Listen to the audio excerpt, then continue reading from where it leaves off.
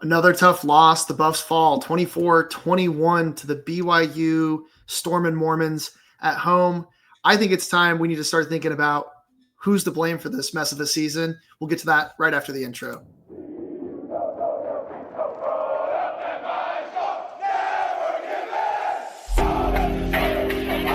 This is Voice of the Bus, Mark Johnson, and you're listening to the Folsom Frenzy Podcast.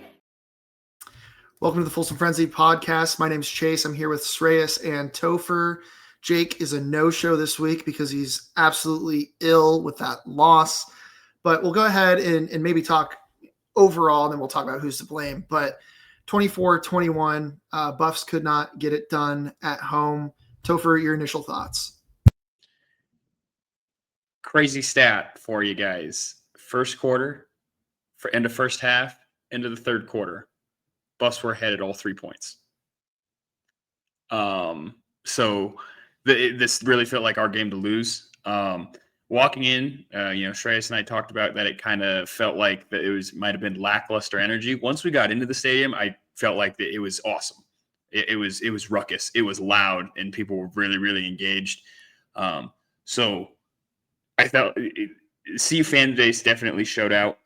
But gosh, it's so frustrating to lose another game, not because we were out talented, but it felt like we were just out coached. Brutal.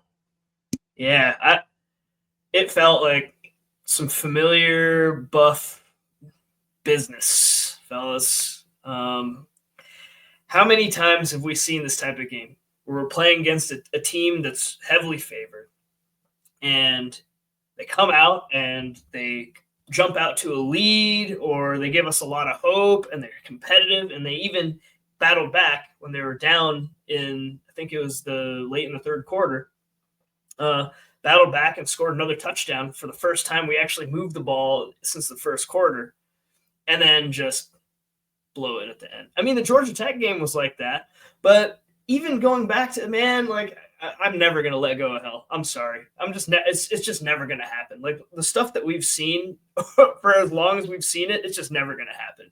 So we're going to talk about Mike McIntyre era, right? Those 2017 and 2018 seasons right after our last 10-win season, man, did that feel similar. So similar. Guys, do you remember the baby powder game? This was even the season before the rise. That USC baby powder game was just like this too. We were winning most of that game and then blew it at the end. Like, I swear to God, it was 24-21. It was the same score. It's just the same old thing. And it shows you, if nothing else, that completely turning around a program from where we were into something that's dominant year after year, it is a painful process. Like, there's a lot of skeletons, and it's weird how some of the stuff gets retained, even though the coaching staff is different and you have different players and all this stuff. But the ethos that is with this program seems to still be there. And I remember we talked about this last year after the Nebraska loss. We talked about this a lot in the 2023 season. And it's quick to point to programs like ASU who turned it around quickly. But ASU, they're under a bowl suspension because of recruiting violations with Herm Edwards, and they were in a really, really bad place. But their really bad place that they're in was kind of a transient. It was a short-term bad place. ASU is not nearly as down for as long as we were, right? We're more in the boat of an Oregon State, and when Oregon State turned around that 1 year, now they've turned around and gone right back to where they were. And I know we're supposed to be talking about the game, but this is just the thoughts in my head. It just feels so similar to what we've seen. Chase, what do you think, man? Am I losing my mind here? No, I think it's frustrating because I think about our preview episode where we were all so optimistic. And I think we made several comments about, like, man, we probably shouldn't be this optimistic, but, like, man, this team just really has what it takes. And a lot of that was, we talked about it. We thought our O-line play was going to be really improved. And guess what? I really think this O-line is actually a good it's not just we were like, all we need is an okay to below average O-line instead of one of the worst in the country. I actually think we have a above average O-line, one of the best O-lines, if not the best O-line in the Big 12, right? Maybe not an SEC line or a Big 10 line, but for me, and for those who don't know, I got my grad degree from Penn State. So I got to watch Penn State lose and not be able to move the football in one of the most frustrating games I've ever seen, losing to Dan Lanning, who I hate exclusively because of what he said about Colorado a couple of years ago in Coach Prime's first season, maybe second season. And then watching Colorado get to a hot lead and being like, oh my God, like this is really different. And what's interesting, and I'm not going to blame Pat Shurmur, and if Jake was on the pod, I guarantee you he would have. And I don't know which way Topher's going to go with our blame segment. I don't necessarily think this game's on Pat Shurmur, but to see actually pretty creative, different play calling in those first scripted series, it really is impressive because you can see that it's there.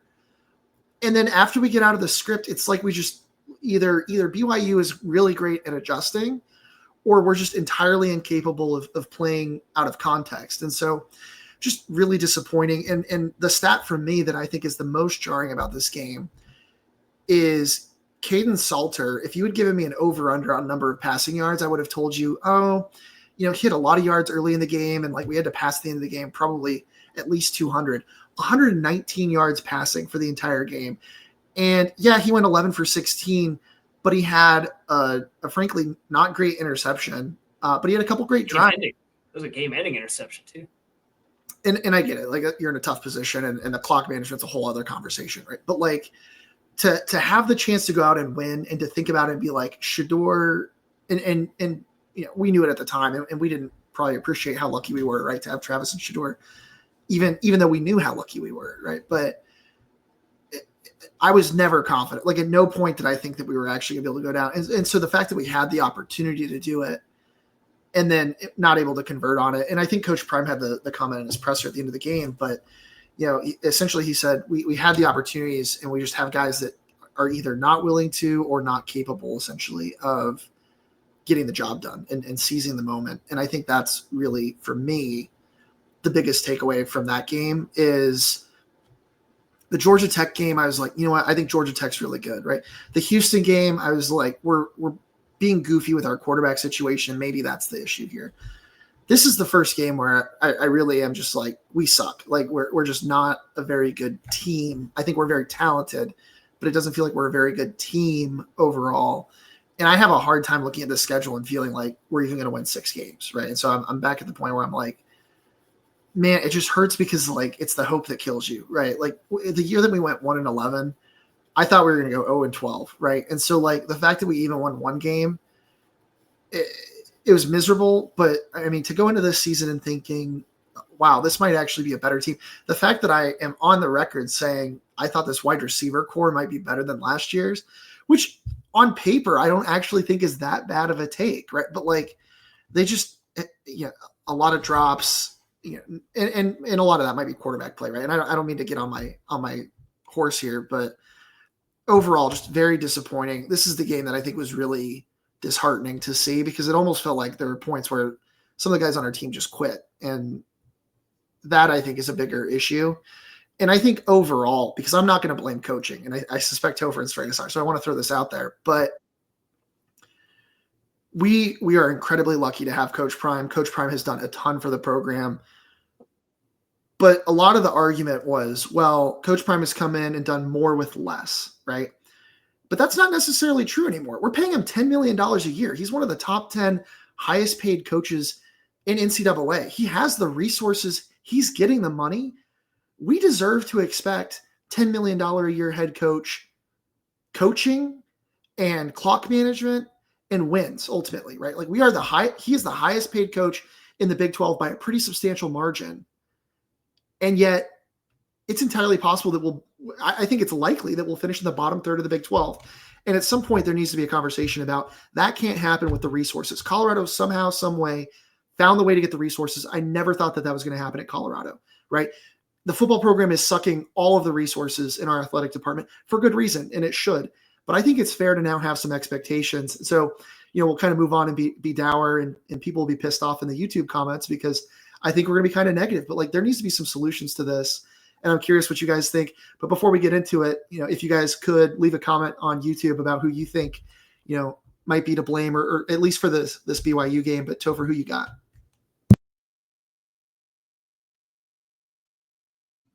Who is to blame for this loss? I think it is squarely and firmly on Pat Shurmur's shoulders.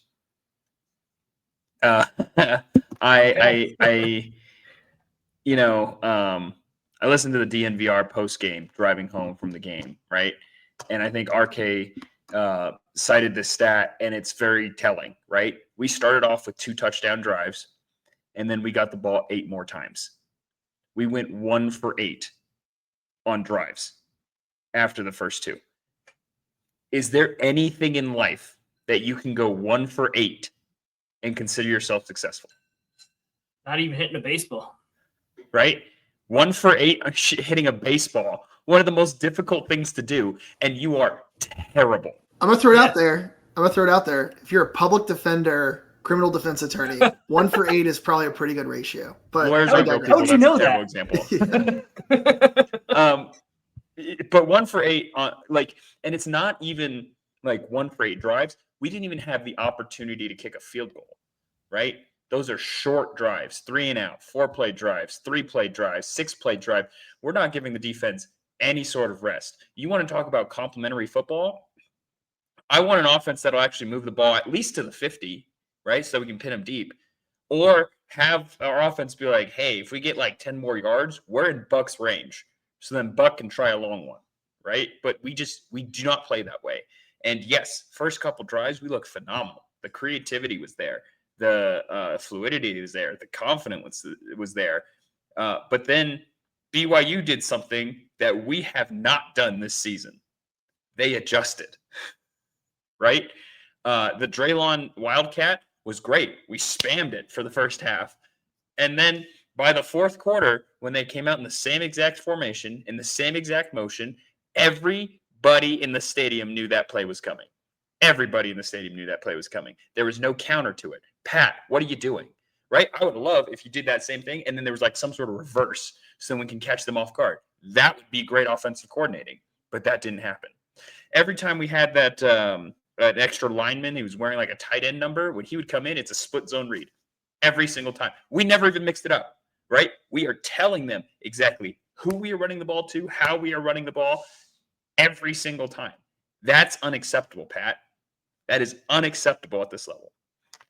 So I think the blame is firmly on Pat Shurmur's shoulders. Now, defensively, we can't play man. Like Livingston, I know you love to play man. We can't play man. We cannot play man. It is so easy to scheme against. In the stadium, I said this a couple times, like they're just running a pick play. And it feels like pass interference, but it's not. Because all they did was scout us and go, they play man a bunch, which means this linebacker is going to be on that, have to cover that running back. All we're going to do is just swing him out, slot receiver. Right at the snap, you're going to run a slant, but all you're doing is headhunting the linebacker. All you're doing is headhunting the linebacker, and we get out-leveraged every single time. This is now 4 or 5 games where that exact thing has happened, where they ran a slant or a little pick play, target the linebacker, and a running back swing out. If this is 3 or 4 weeks in a row now, Livingston, make a goddamn adjustment. Yeah. So firmly on Pat Shurmur's hand, but that especially stood out on that 4th down touchdown, Topher. That 4th down touchdown, or I can't remember, was that Chase Roberts who caught that one? Just absolutely wide open. No one within 5 yards of him in any direction. The only way that happens is exactly the type of honestly good on BYU. Like they sniffed it out and they knew that they could get it on 4th down. I thought it was a little crazy they went for it on 4th down.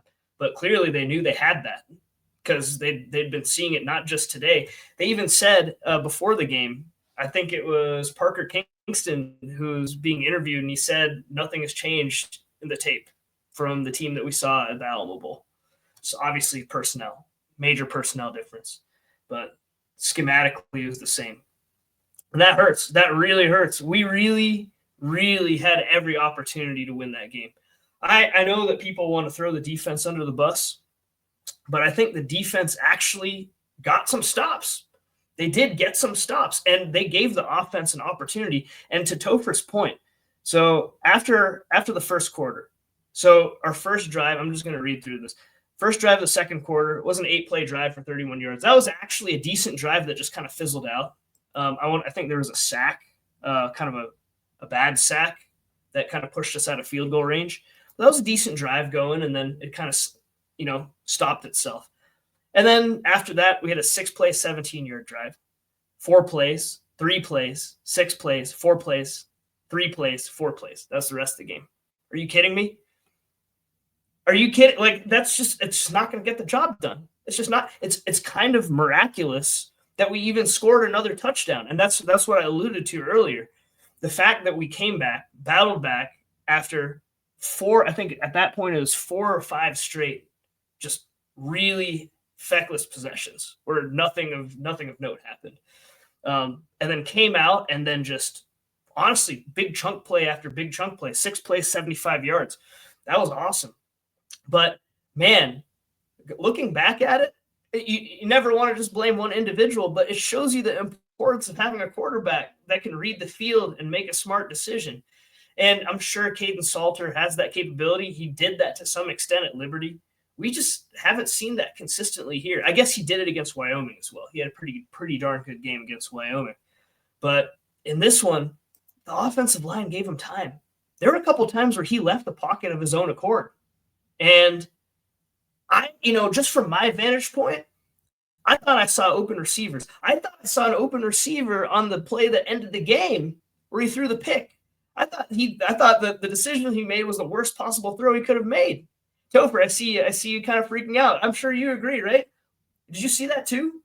1,000%. That was, end of the game, the previous drive or the previous play where it got tipped, Omarion was wide open for a post. Wide open for a post. If he connects on that, Omarion would still be running right now. That's how wide open he was. And it's just, and there was a couple on Sincere Brown where they pressed up on him, and I'm like, he's going to beat him on the one-on-one. Had a chance. Caden had a really bad game. Caden looked bad, and he's so scared. He's so scared. He any sort of pressure, and his instant instinct is, I got to get out of the pocket. And there's so many times I'm like, just step up in the pocket. Let Jordan ride that guy out. Trust that Jordan's going to ride that guy all the way out, and you're going to throw the ball away if you're outside the pocket instead of taking a 25-yard sack or whatever it was. It happened a couple different times. There's the one that I just alluded to, and then there was another one in the third quarter, I think, or maybe it was in the fourth quarter, where he went inside the 10-yard line before he took the sack. Man, see, Buffs Nation, if any of you took Shedeur Sanders for granted because maybe you're new fans and you haven't seen what typical low, just to be blunt, right, low-level Power 5 and now Power 4 quarterback play looks like, and you're like, oh, yeah, Shedeur, he wasn't actually that good. This is what you're seeing right now. He had a great game against Wyoming, and I complimented him on the last pod because that was what we needed to see from him. He's a senior leader, right? He's getting the big NIL bucks to come play at the Power 4 level after 4 great years at Liberty, including playing in the Fiesta Bowl. But this is what it looks like. And it's certainly easy to blame the coordinators as well. And I think that Pat Shurmur deserves his fair share of criticism. Topher, you pretty much nailed it, and you pretty well dissected it at this point. But at the end of the day, when you don't have that high-level quarterback, you're neutered. Like your offense is neutered. There's nothing much you can do, and that's kind of what played out. And BYU is a good defense. So when you're playing a good defense like BYU, and frankly the rest of the Big 12, there's pretty decent parity this year. I don't think there's any easy games left. Maybe on the road in Morgantown, but that's on the road. You know how CU plays on the road, guys. Get out of here. Like, that's not a given win. Arizona looked kind of bad against Iowa State yesterday, but you know what Arizona's done to us in the past when they were bad too. There's no getting around it. Like, we need better quarterback play, and hopefully Caden can show us that. But I'm done ranting now. Go ahead, Chase. No, and I agree. What bothered me about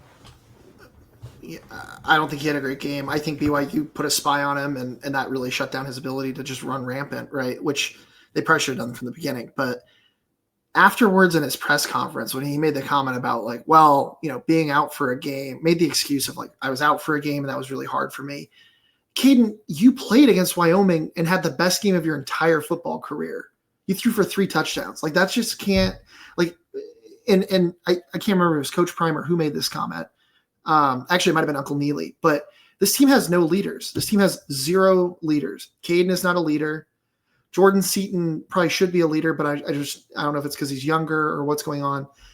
Our defense has literally no leader that I can see, right? Our linebacking core is frankly horrible.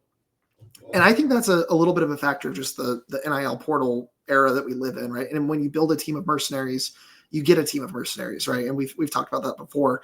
But we could get away with it because previously Travis Hunter is a natural leader. Travis Hunter has always been the best player on his team, and so he's willing to step up and be the leader, right? Shedeur is many things, but certainly not lacking in confidence and willingness to go out there and be a leader, right? And so I think really that's actually one of the biggest things that we are missing is the fact that there is no the guy out there on the field really at any given time, right? Like I don't know that I feel, and maybe, I mean, tell me if you guys disagree with me, but I can't think of really any guy that has stepped up and is the leader in the clubhouse. And it's certainly not any of our quarterbacks, right? It maybe could have been Staub if he'd had enough time. But like, I don't, obviously I'm not advocating for keeping Staub in there. I'm just saying that like Caden Salter does not strike me as a leader. And especially when he's making excuses like that drives me crazy. So I think that's issue 1. Issue 2, I am continuously surprised by how Livingston seems to get a pass because of how bad Shermer is. And I get it. Shermer's bad, but never effectively putting a spy on the Bear quarterback, freshman quarterback last night and letting him run on us is crazy to me. The fact that we gave up how many rushing yards, 200 something rushing yards to a BYU team, 217 rushing yards and 179 passing yards for Bear Bachmeier. The defense is just absolutely underperforming essentially in every facet, but and this is, I'm getting my point of who do I blame for this game?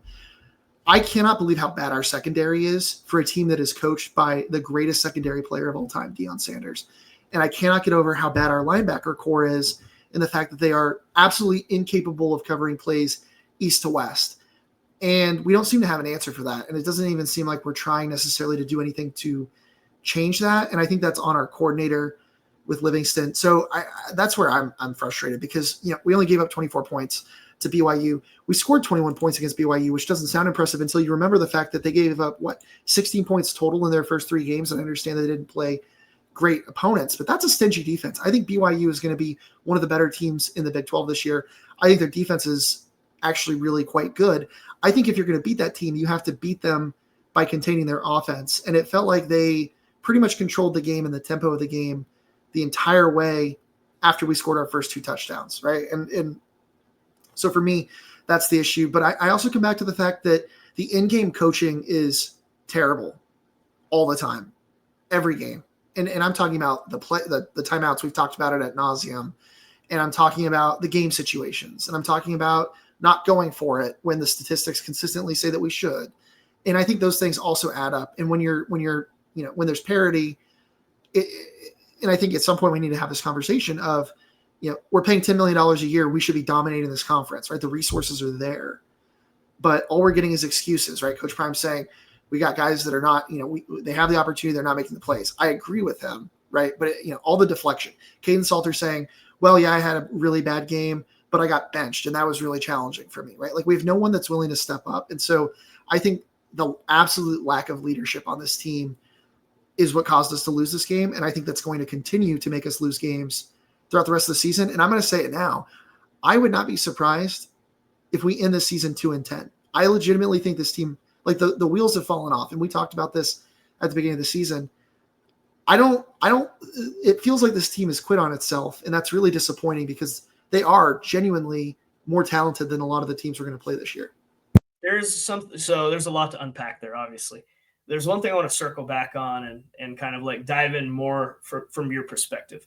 So I think in our group chat, we all agreed that taking the timeout and then punting was mind-boggling, like an absolutely mind-boggling decision. Other than that, what were some of the other kind of questionable decisions that you saw? Because to be just honest, I didn't go back and rewatch it. I was probably too down about the game to go do that. That was the one that really stood out to me. You guys know, I don't know if I've said this on the pod, but my metric for good coaching decisions is, would Kenny Dillingham do it? So like Kenny Dillingham is probably he's probably my favorite coach in the way that he calls the game because he's so aggressive. He's aggressive to a fault, right? But the reason for the aggression is it's an analytics based decision, right? So whenever you see like the ESPN graphic, like 4th and blah, blah, blah, and it says go or it says go punt, it seems like he's always trending towards doing the aggressive thing. And oftentimes doing the aggressive thing is what's best. So I guess I'll open that to both of you. Obviously the timeout and then the punt was mind boggling, but what else did you guys see? Toph, I don't know if you want to. I'll just throw one in there real quick, and then you can go. But for me, it's the 5-yard run. So the 2-minute drill, right, where you are out of time, and this is not necessarily an in-game coaching decision, but this is this is what our second or third 2-minute drill of the season already, and it legitimately looks like they've never practiced 2-minute drill in their entire lives, let alone on this team together. But the lack of hustle, and then the fact that you run and get the first down. Caden Salter runs and gets the first down. We had 2 timeouts at that time because we'd already blown that one timeout on that horrific timeout and then punt, right? Which, and Sreyas, you talked about it, but if you're going to punt anyway, just take the 5-yard penalty and save the timeout. Timeouts, when you are down in a close game, are so valuable, especially against a team that's been running all over you, are so valuable. 5 yards when you have maybe one of the best punters in college football, way less valuable, right? You could make a case that we could have gotten the ball back because when Caden Salter threw that pick at the end of the game, we only had 2 timeouts left. Right. If we had 3, in theory, you could technically get the ball back. So that's just case in point to what you're making. It's frustrating. And this is a small thing, but you get the first down, right? You're on, it's 1st and 10. I can't remember where we were right before he throws the interception, right? But we were backed up, right? So you're on the 19-yard line. You got a long ways to go. But you get the first down, and then you run 16 seconds off the clock and 15 seconds off the clock before, and you've moved a total of 12 yards down the field, right? Those are coaching decisions, and those are not being prepared for the situation. And those are, my team is rattled. Caden, for whatever reason, is rattled, right? And like I could tell on TV, I'd imagine you guys could tell in the stands, right? Call the timeout and regroup and say, all right, look, that sucks that we had to use that timeout. We still have 50 yards to go before we let Buck just take a shot at a field goal. But instead what you do is Caden goes in there and he panics, which seems to be something that he does, and throws that interception, right? I don't think those are unrelated. I don't think him missing a guy that's open and then throwing a forced ball that ends up getting intercepted is unrelated to the fact that you aren't calling the timeout there. The clock is running. He knows that there's the clock pressure and feels the need that he's got to force it, right? And you do have to kind of force it in a 2-minute drill. But those are the things where it's a pretty clear lack of preparation, right? And I don't know, Topher, maybe you disagree with me and the 2-minute drill looked great to you. But the fact, like when I see them not even hustling to the ball and like putting in the effort, right, on things like that, that is coaching. That is a lack of preparation. And you know that this is going to be a situation. How many times in high school did we practice the 2-minute drill and the 4-minute offense, right? You practice it ad nauseum because it's incredibly important. It's how you win or get back into a game. And it feels like I would be surprised if we've never practiced an onside kick at this point. Now I'm sure we have, but like that's how far this goes, is the lack of preparation is also emblematic of the coaching. So yeah, we screwed up that one timeout and that really hurt, but that's kind of what I'm getting at there, is like, that is not $10 million a year head coaching, right? What Dan Lanning did for Oregon is $10 million a year head coaching. What Kyle Dillingham does is $10 million a year coaching in game, or yeah, whatever. Kenny, yeah, I was Kyle Whittingham mixing up, but that's what I'm talking about. Like in a game of inches, especially when you have more talent, it is mind-boggling to me that we are doing less with more against teams that are consistently beating us by using or making more out of less, especially a team like BYU, right? BYU's got a white guy named Chase as their number 1 wide receiver, and he dominated us. He kicked us in the teeth. That can't happen. Yeah. That's rough. What did you see, Topher? I saw a lot of the same things, but the other thing that I want to kind of bring attention to is we had 39 seconds before halftime to go and try to score with 2 timeouts left too. And we just rolled over. And that is a coaching mentality. It's a coaching attitude. It's not a, all right, we have the lead. We're just going to protect it. Even though we know we have to kick you the ball, you get the ball out of half. We're not even going to try to go and put points on the board. We also had that 8-play drive in the second quarter where it ended with Caden taking a sack. That puts us at the BYU 39, which if we try the field goals, a 56, 57 yarder at that point. That's in buck range. That is another opportunity that I look at and I go, hey, if we have the guy, we brought him here to be a big leg specialist. Take the shot. Take the shot, right?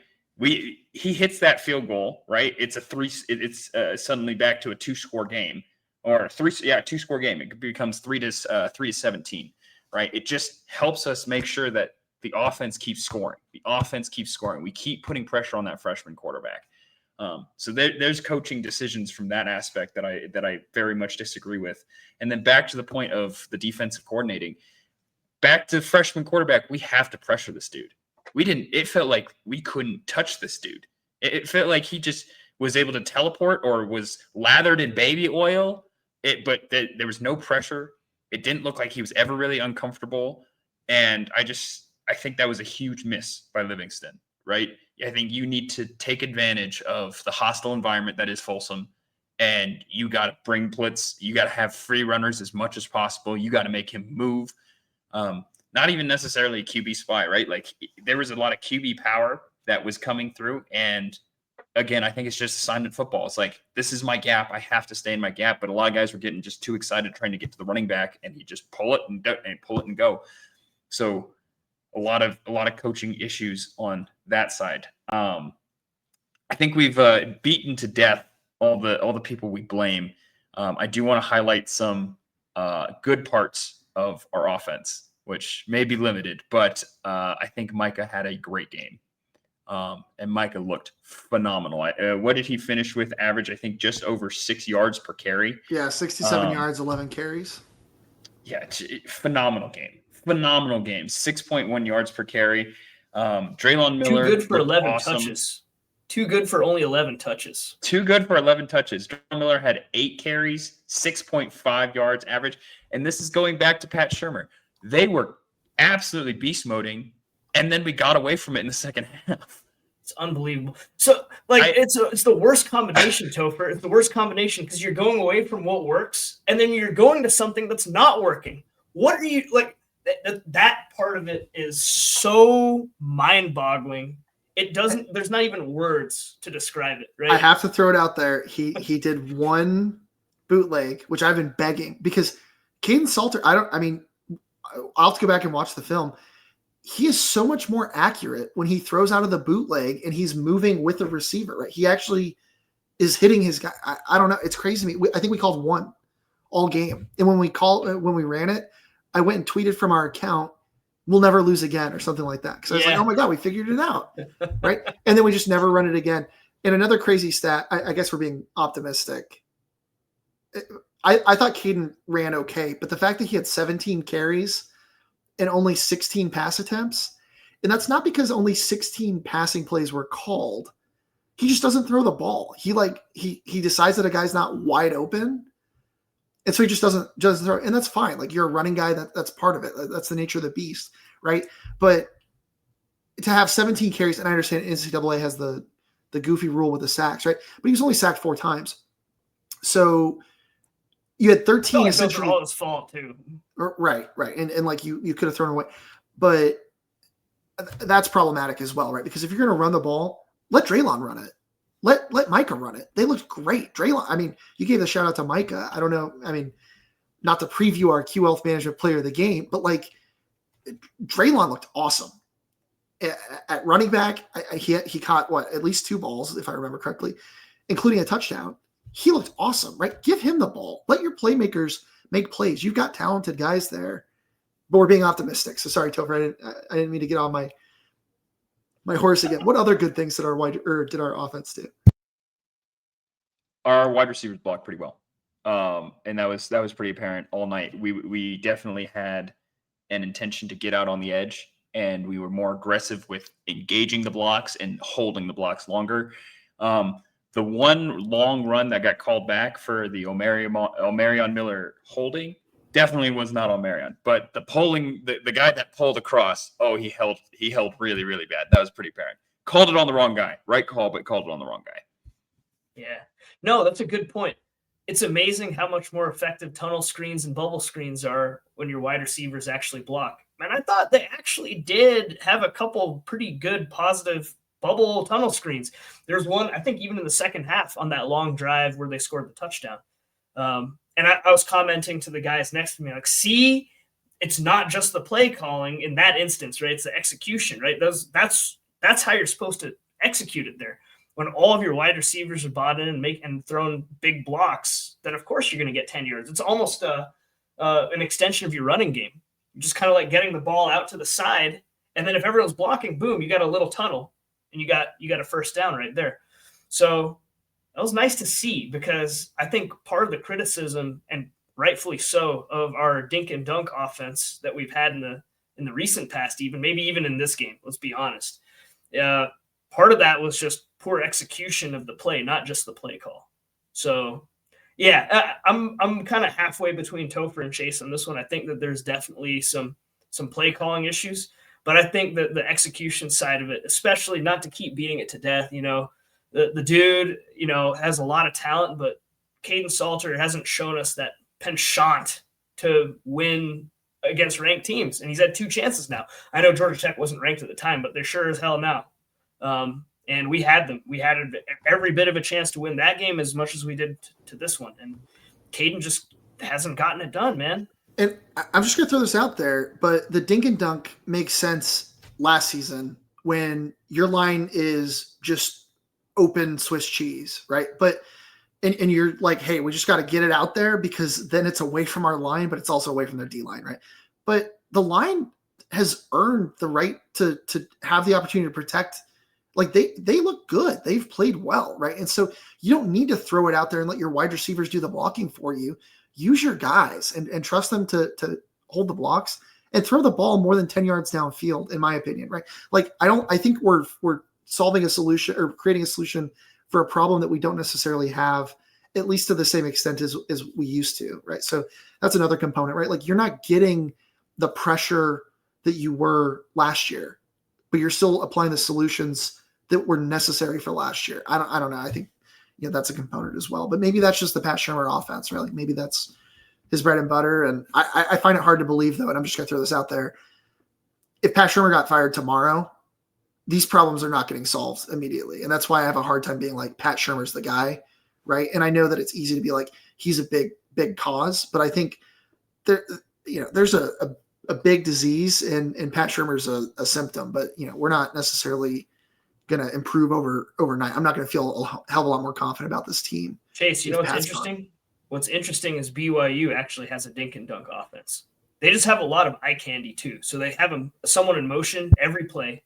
And then they were very successful at executing those tunnel screens. I think that there was one that they got a first down on one of the last drives to ice it, or nearly ice the game. I was like, see, there you go. That's exactly how it's supposed to be done. I think that touchdown, actually the go-ahead touchdown, was on a very similar play. It was a dink and dunk where there's got a couple blocks. Maybe they got the whole defense moving the opposite direction. No, that was the triple reverse, right? Was that a triple reverse? That was the tornado reverse, which was where he was just like, it was sick. But more importantly, really cool. Topher, what is the number one thing that a defensive end is told every practice, right? Stay home. Stay home. Don't lose contain. Push them Stay back. Home, don't lose contain. And don't lose contain. And what did if you watch the film, like if I were trying to teach a high schooler, what do you not do? Because he got absolutely suckered in. And what happens in a reverse? And credit where credit's due. I mean, that play and the execution was sick, right? It's one thing to have really cool plays. You also have to have a team that can execute them. And you got an 18-year-old quarterback out there, or 19 years old, whatever he is. You never know with BYU because they go and do their missions and then they come back as like a 30-year-old freshman, right? But that was a sick play. That was super cool. It was well designed. But the defensive end, I can't remember who it was, absolutely suckered in on that. And it's like, cannot happen. I think that was McPherson on that one.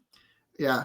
I don't know. Are we going to give a shout out on the defensive side? Because I got one guy who's not our QL management player of the game, but I actually think Or if you had anything else on offense, we can always go back to it. But on defense, I actually think, because we've been very low on him this season, I think Carter Stoutmeyer had an okay game this game where, 2 passes defended, 7 tackles. I thought he played pretty well. I think he was the one that deflected that ball in the end zone, if I remember correctly. He had a much better game. Martavius French had an improved game from what he has had this season, but trying to find the bright spots there. Those are our non-offensive players or Q Wealth Management players of the game. But anything else, Topher, on the defensive side? Carter Stoutmeyer had an okay game. He had a couple nice pass deflections. It was a good game for the safeties. I think that's kind of previewing the Q Wealth, but that was nice to see. So I guess when we say secondary, it's really like cornerbacks who are just, it's infuriating. Go ahead, Topher. Yeah, defensively, I think Arden Walker also made some plays, right? Like he was definitely disruptive. Of our defensive ends, I think he was the one that was the most consistent. Tell me if I'm wrong though, Topher. I because I'm so high on him, or I was at the beginning of the season, I expect more. So I expect him to get home. And so, he was a menace, but he never gets home, right? And I don't know. That's where I have a hard time with him, because the upside is so clearly there, right? Like, he should be an NFL guy. He should be an NFL guy, and didn't come through. Obviously, I think the standout on our defense is Tafik Bayard, and we mentioned earlier how we are looking for leaders. I don't know necessarily if it's even just leaders. We need killers on this team, right? When I was growing up playing basketball, the best players that I played with, they were about the same talent-wise, but one guy, he was a killer. When the game was on the line, he would yell at you, "Give me the ball. Give me the ball. It's my time," right? Tafik shows me a little bit of that, right? When there was a play that needed to be made, a little screen pass triggered right away, I'm going to drive my helmet right into this guy's ribs, right?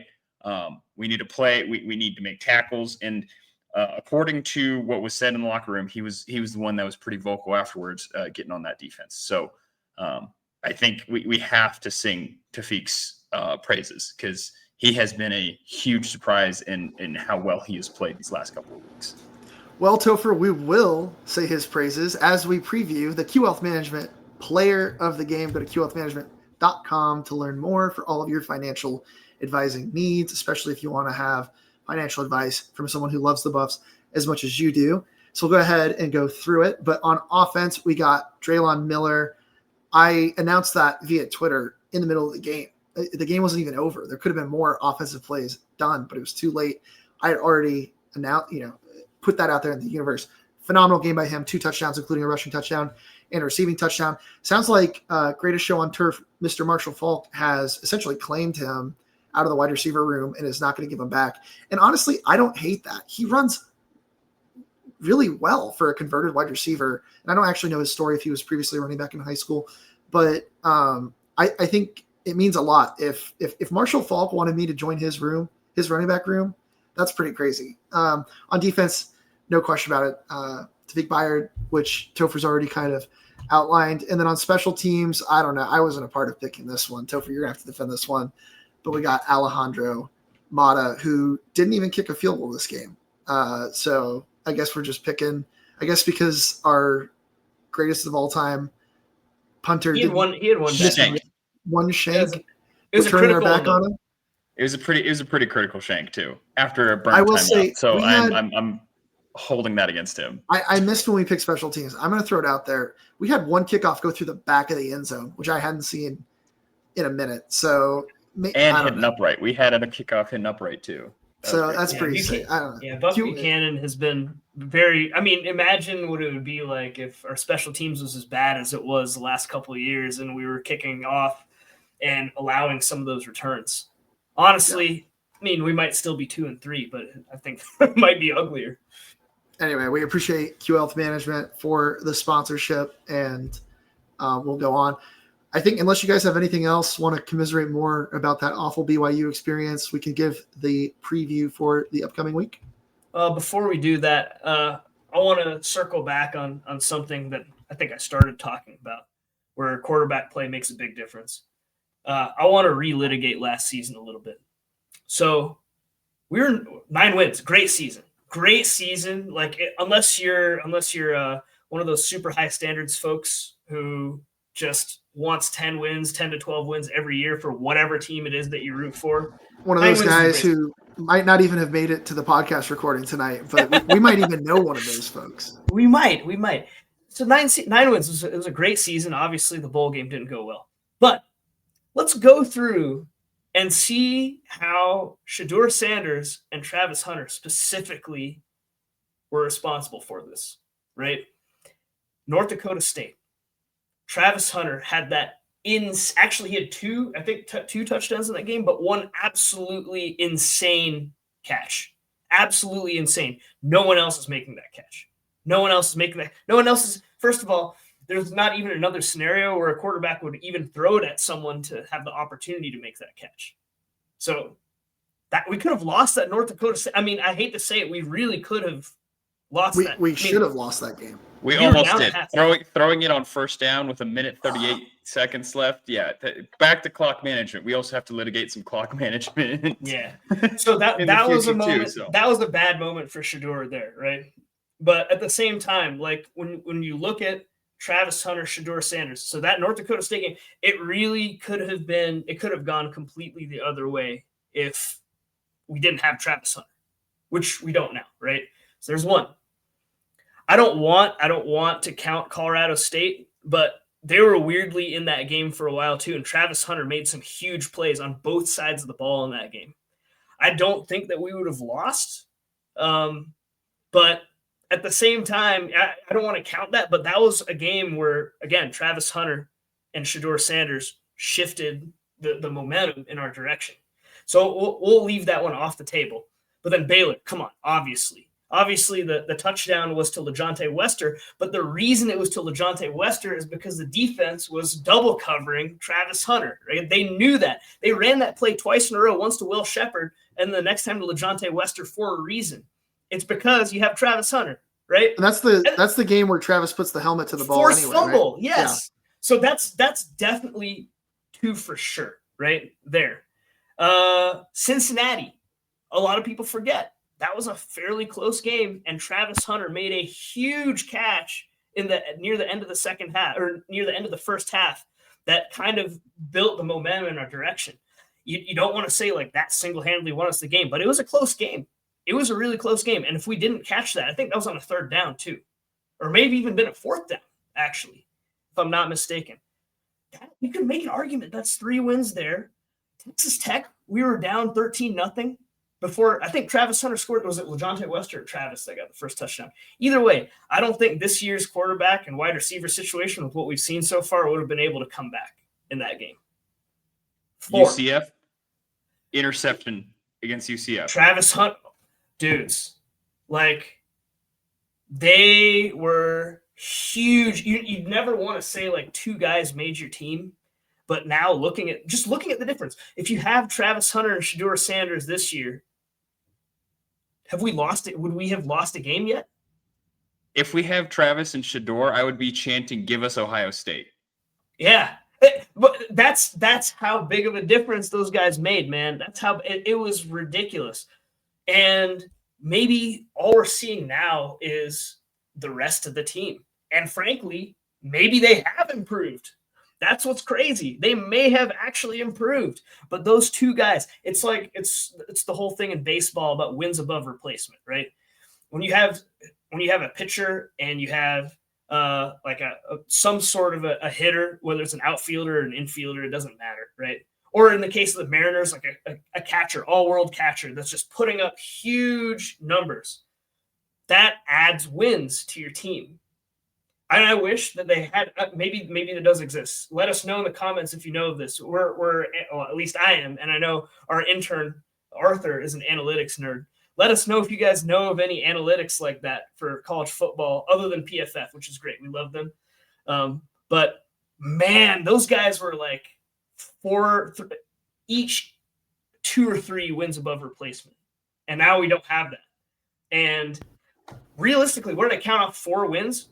We're not a bowl team last year. Like, that's how isn't that crazy? That's mind-boggling to think about. 9 wins is a great season, but we could have possibly not been a bowl team last year. without Shedeur and Travis. Oh, so maybe we're improved. Hey, that's an optimism. Maybe we are improved and we'll get better. We should we'll probably task our intern with creating a wins above replacement metric, and then we can host it on our website that Topher's been publishing on. So everyone should check that out. We had to give a shout out there, but yeah, we just gotta find all the data for him. Yeah, I completely agree. I mean, and again, like we lost a Heisman winner, right? It's not like we lost a really good player, right? Like when we lost Philip Lindsay, we were like, oh no, right?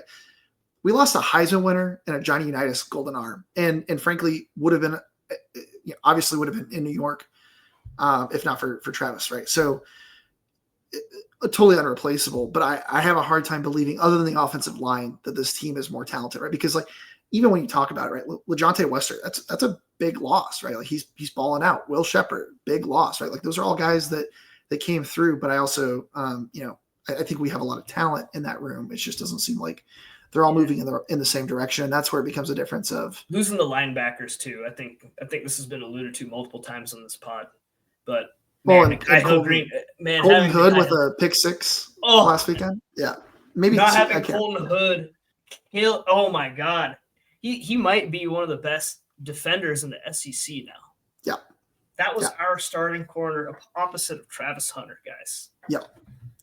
So, I mean, those are all big losses too. But I can't let Sreyas get too carried away with the reminiscing. Although at least this is within the last year instead of discussing the 20 years ago.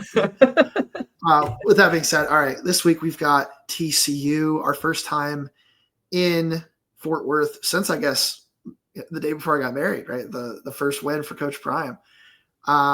Over under is set at 58.5, expected to be a high scoring affair. With the spread, Colorado plus 14.5. The books are not even offering a money line right now, or at least ESPN Bet is not. Topher, do you want to go first? What you got on this one? I will say we lost the first game. We won the second game. We lost the third game. We won the fourth game. We lost the fifth game. Theoretically, we should be due. Topher, you brave enough to take the Buffs to win this one? Listen. The last time the Buffs went down to TCU, we were a 17-point underdog, and we hammered the money line, and it was a great weekend. Okay? I've been very dour this episode because I do not believe in the identity of our offense. I do not believe in Pat Shurmur's ability to build counters off of what works, which is just a crazy, like, what a hole in your coaching. But despite all of that, give me the Buffs. Give me the Buffs. Woo! 38-35, Buck Buchanan, 54-yarder left hash, nails it as time expires. God, we'd better see the offense that came out against Wyoming for that. Honestly, the offense against BYU, other than the first two drives, was like, who is this team? I didn't even recognize this team. I was like, what are we doing? Like, all of our guys on like Michael Jordan's secret stuff from Space Jam. Like, what's going on here? But the rest of the game, it was just horrific. TCU in their last game, they were ranked going into Tempe, played Arizona State. They were beating Arizona State almost the entire game. But if you look at the tail of the tape, Arizona State absolutely dominated that game. Absolutely dominated. 500 yards to 271. That is stark. And TCU had 12 rushing yards that entire game. Rushing yards. And you nailed it. Like that was going to be the next thing that I pointed at. Like that was a butt whooping on paper. I'm sure. What's his name? The guy who tracks all of the expected wins is, I think, Bill Connolly does it. Post game expected win. I'm sure Arizona State was like heavily expected to win this game. And not to make this about ASU, but ASU, it felt like at the start of the season, they were going to take a step back. And they did that to TCU. Maybe ASU might just be really that well coached. They might have the vibe shift around that program is crazy. I mean, considering that they were one win in Prime's first season, one conference win that season, and it's just the vibe shift is crazy. But with TCU, it's entirely possible that they just faced a buzzsaw, or maybe they're just not actually that good, and we haven't seen it yet because they played Bill Belichick, who UNC looks horrible, right? They look like they're in an atrocious state, and they're in a really ACC is really down this year, so that's getting destroyed. Maybe that makes sense. Like maybe UNC is actually that bad. They played SMU too, right, guys? Yep. Abilene Christian, that's an FCS program. And then SMU is probably down a little bit this year too. I think they were a little bit fluky last year when they went on that crazy run to the ACC championship game. But I don't know. I don't know that TCU has actually shown us that much. I know we had some of that conversation before the BYU game. And, we had BYU on the ropes. Like, so maybe Topher's onto something here.